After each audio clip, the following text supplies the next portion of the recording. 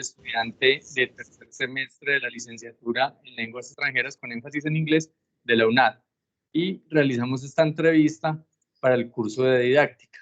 El día de hoy me acompaña Leni Vanilla. Ella es estudiante de la licenciatura en lenguas modernas de la Universidad de Caldas. Pero pues a pesar de que ella es una persona bastante joven, tiene muy buena experiencia en el tema de la docencia. Ya lleva alrededor de 5 años trabajando, enseñando el idioma inglés en el Centro Colomboamericano de Manizales. Hola, Leni Vanessa, ¿cómo estás? Qué gusto tenerte hoy. Buenas tardes, muchísimas gracias. Bueno, Leni, como te venía diciendo, vamos a hacer esta entrevista, unas preguntas acerca de la didáctica, de cómo es ese proceso de enseñanza-aprendizaje que has vivido y que has aplicado en estos 5 años de experiencia que llevas en la enseñanza del idioma inglés. Entiendo también que tu mayor experiencia es sobre todo con niños pequeños, a pesar de que pues, también das clases a varios rangos de edades y también en los diferentes niveles del inglés, pues tu especialidad es principalmente con niños. Entonces, me gustaría iniciar haciéndote esta pregunta. Me gustaría que compartieras tu visión sobre la finalidad de la educación y las características que consideras fundamentales. ¿Qué características esenciales para un especialista de educación que busque promover un aprendizaje significativo y duradero en los estudiantes? Bueno, principalmente considero que la educación tiene una finalidad hoy en día muy diferente y es preparar a las personas para ser más competentes en el ámbito laboral y pues personal cuando ya crecen. Y pues para que el aprendizaje sea significativo, yo creo que ese es el punto clave, como tener relación con los contenidos actuales, presentarles siempre actividades que sean muy alineadas con lo que se busca en la sociedad actual, con las problemáticas sociales y que independientemente de que sea una clase de inglés, a través del idioma también puedan ser competentes y reconozcan esas problemáticas y puedan responder a ellas en otro idioma. Ok, qué interesante.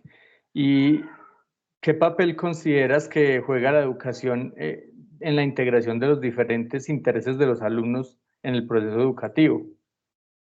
Bueno, yo creo que es muy importante siempre antes de iniciar un proceso educativo, como tener en cuenta precisamente los intereses de los estudiantes, porque va a ser muy complicado y teniendo en cuenta las edades también, por ejemplo, la experiencia que he tenido con adolescentes es que ellos hoy en día, si no se sienten motivados frente al proceso de aprendizaje, ellos no van a dar resultados positivos en el mismo. Entonces, si un estudiante, por ejemplo, le gustan los deportes o le gusta la ciencia, pero va a una clase en la que solamente se lee el libro, se trabaja gramaticalmente, el estudiante va a perder la motivación y no va a querer ir a clase. Entonces, sí es muy importante como preguntarles antes de empezar un proceso, como qué les gustaría aprender y de qué manera.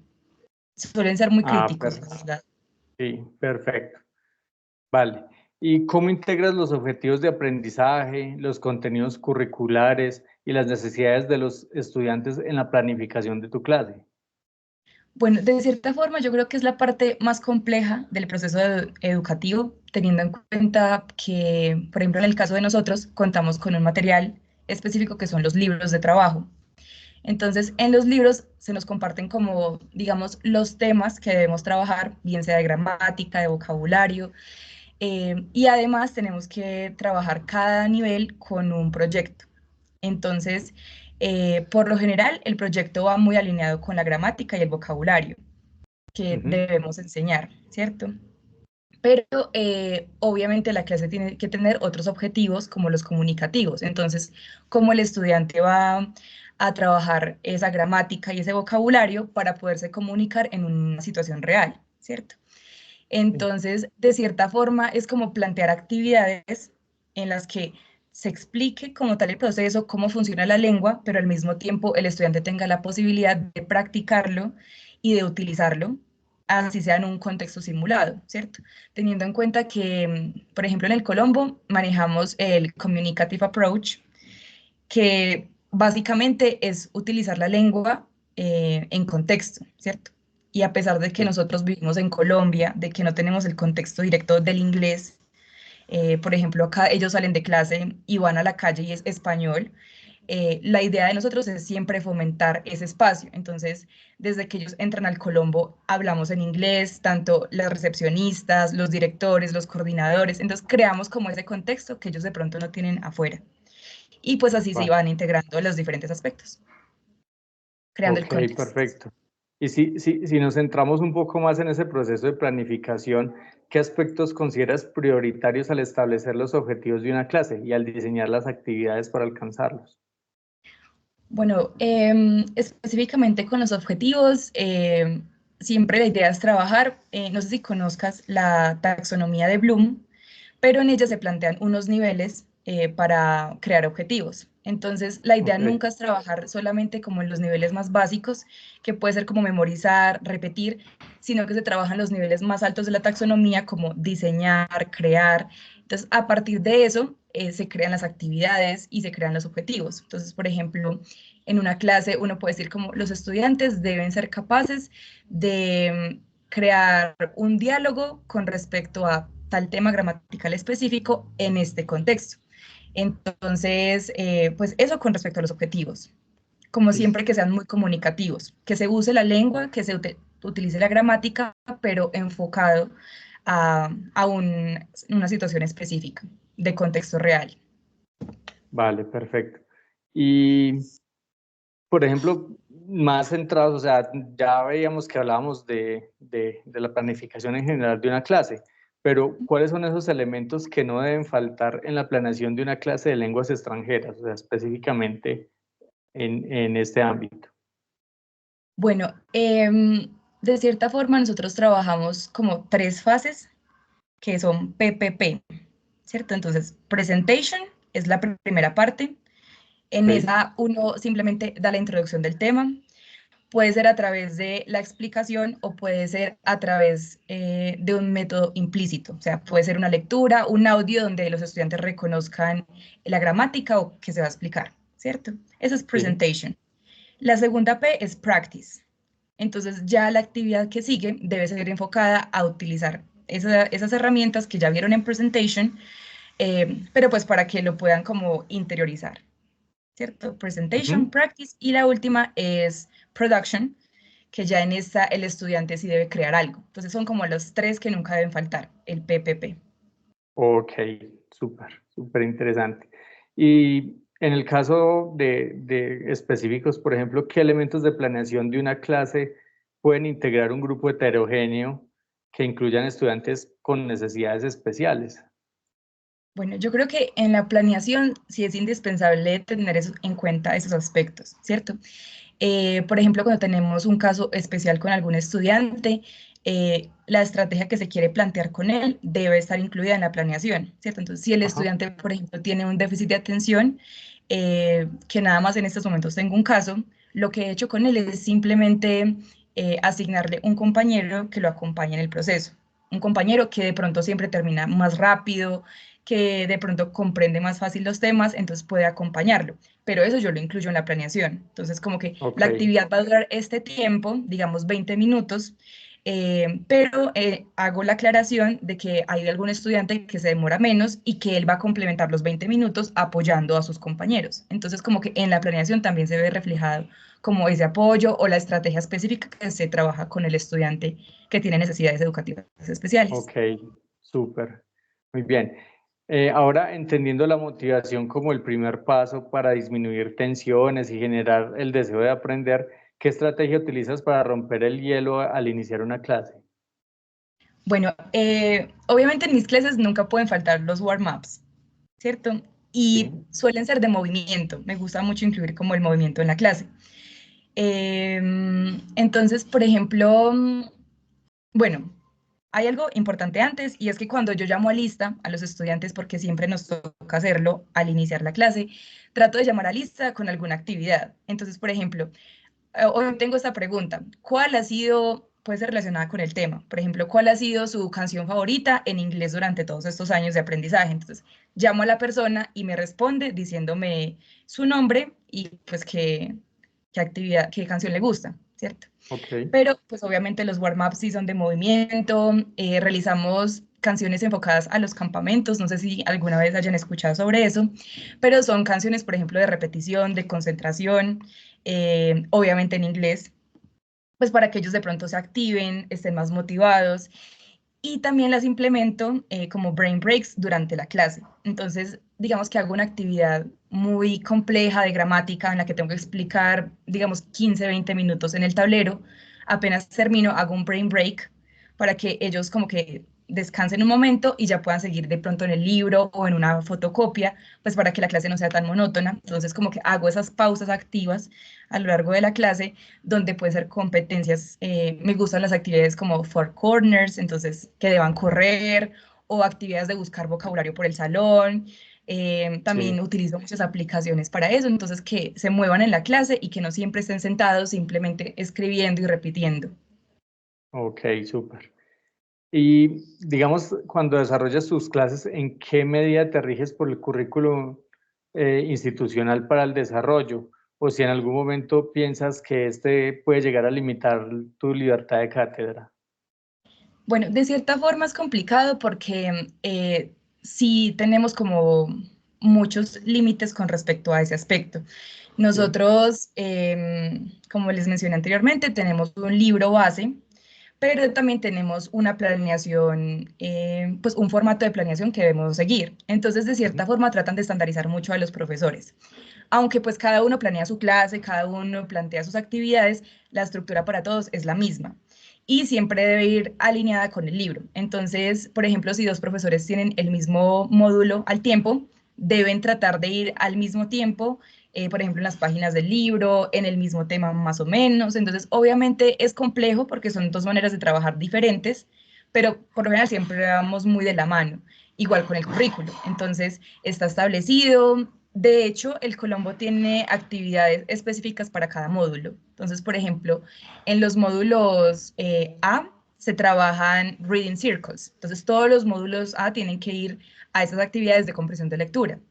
Ya en los módulos B se trabaja Makerspace, que es otra metodología que se enfoca más en la ciencia. Entonces, todos los estudiantes en ese módulo deben asistir a esas actividades. Entonces, sí, como que trabajamos mucho en equipo y de cierta forma el Colombo también maneja actividades a grandes escalas que siempre se deben hacer, Ok. que están dentro del currículo, con las metodologías que ellos ya tienen como en su plan de estudios Ah, establecidas. vale.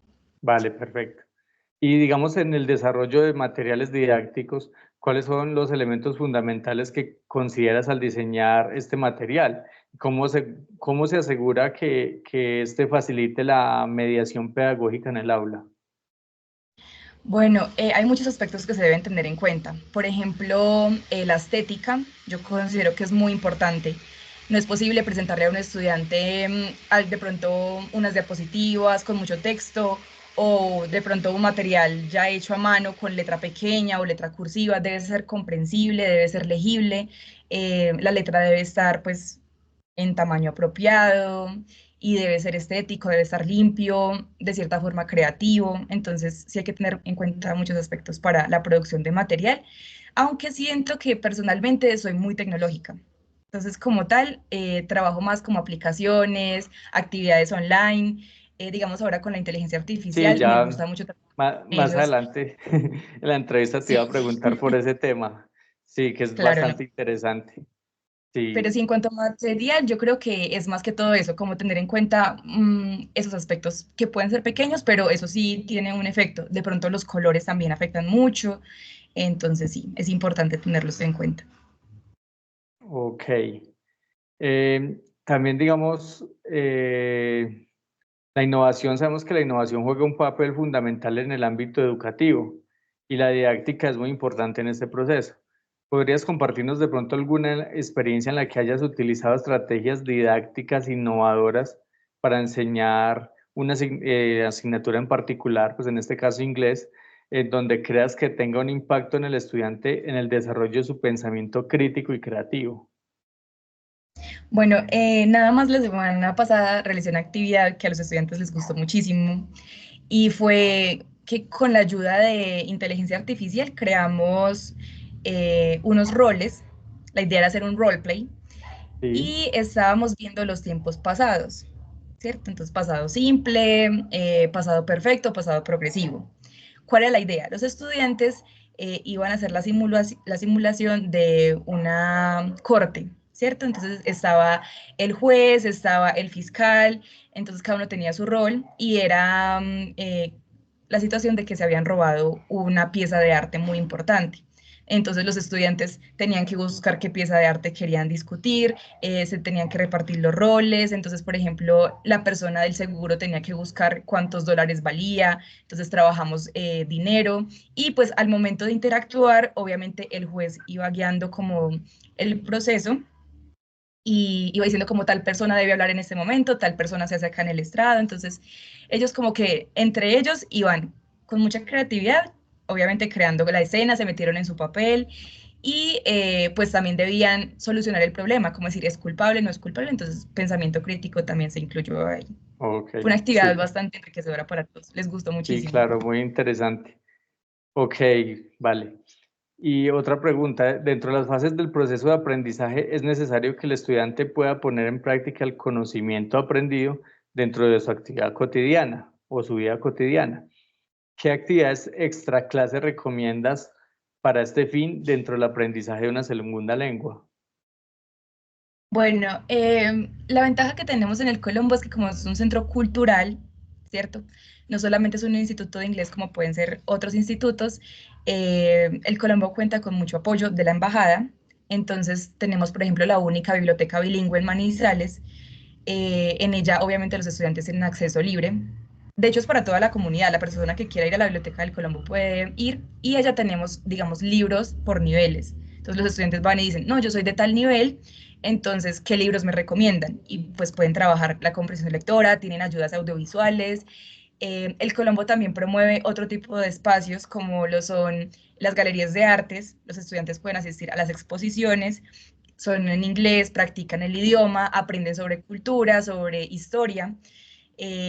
También los estudiantes, por ejemplo, en adolescentes, asisten cada módulo a una actividad extra clase que no se toma como asistencia, pero les puede dar puntos extra en el módulo en el que están. Y, por ejemplo, son karaokes, competencias de deletreo, competencias de cultura general. Entonces, como que se intenta involucrar al estudiante en otros espacios en los que se trabajen ese tipo de habilidades, ¿cierto? Para mejorar la escucha, la comprensión lectora, la interacción. Tenemos cafés multilingües, entonces se reúnen en diferentes partes de Manizales, en convenio con el Colombo y la Alianza Francesa, para que practiquen el idioma. Entonces conocen gente de todo Manizales que quiere practicar, que quiere mejorar su nivel y lo hacen en esos espacios. Entonces se les recomienda al estudiante siempre alguna actividad. Mensual se saca la agenda. Súper interesante, muy chévere ese tipo de actividades. Viene la pregunta que te había dicho que te me adelantaste un poquito. El mundo cada vez depende más de las tecnologías de la información y la comunicación. ¿En tus clases integras recursos didácticos de este tipo? Y si es así, ¿cuáles utilizas? Bueno, yo, como les dije anteriormente, yo siento que utilizo muchas herramientas tecnológicas, me considero una profe muy tecnológica, entonces digamos que juegos virtuales, juegos online como Quizlet para vocabulario, Bluehead para gramática, también Kahoot, obviamente es muy conocida hoy en día, pero pues funciona bien. También he estado trabajando con inteligencia artificial, entonces cómo animar un personaje, los estudiantes crean como el diálogo o el monólogo que va a hacer el personaje, lo suben a la inteligencia artificial y lo animan, entonces ha sido bien interesante.